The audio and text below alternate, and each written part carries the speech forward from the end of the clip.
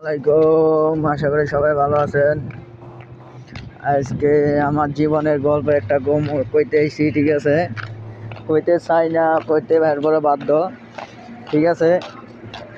আমি এক ছেলের প্রেম করছিলাম 2015 সালে।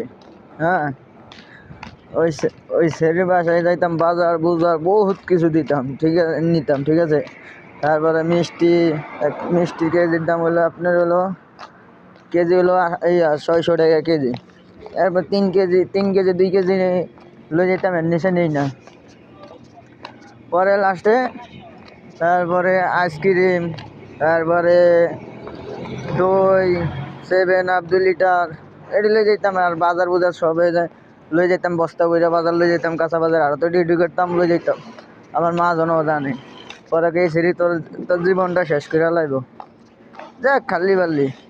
পরে লাস্টে আর মোবাইল একটা কিনে দিয়েছে 24,000 টাকা দিই, কথা কোনো নাই। লাস্টে আমার কপালে থায় না, গেছে অন্য আরেকজনের বিয়া কইরা। লাস্টে আমার ফোন দিয়ে কয় আমার আলো কেডায় কালো। আমি কি বলো?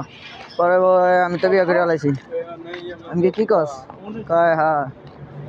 আমি আমার আমার 3 লাখ টাকা খাইয়া যে সময় যেটা চাইতে সেটাই দিতাম। টাকা চাইলে টাকা দিতাম, ঈদের সময় কাপড় চোপড় কিনে দিতাম, এরপরে মার্কেট করে দিতাম, ঠিক আছে? যাক, আমার কপালে আসিল না, যা অন্য কপালে গেছে।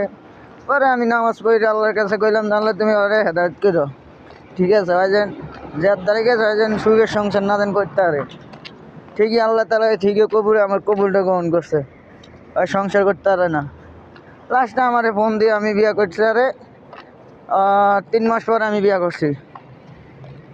ওর কথা ওই যে সময় আমি বিয়া করছি, ঠিক আছে? এই সময় আমি খারাপ হয়ে গেছি, পুরোই খারাপ হয়ে গেছি। মদ গাঁজা বহুত কিছু, ঠিক আছে?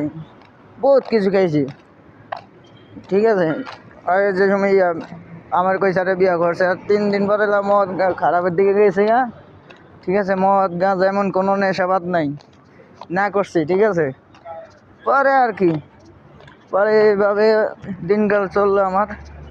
তারপর আমার যত বন্ধু বান্ধব আসে বেশিরভাগ হইলো সব গাঁজর টিয়ার হইলো মদখোর বাবাখোর, ঠিক আছে?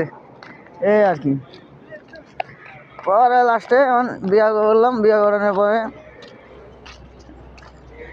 পরে আমার বললো, তুই ভুল করছ, আলো আরে সাইডে দে, সাইডে আমার দ্বারা।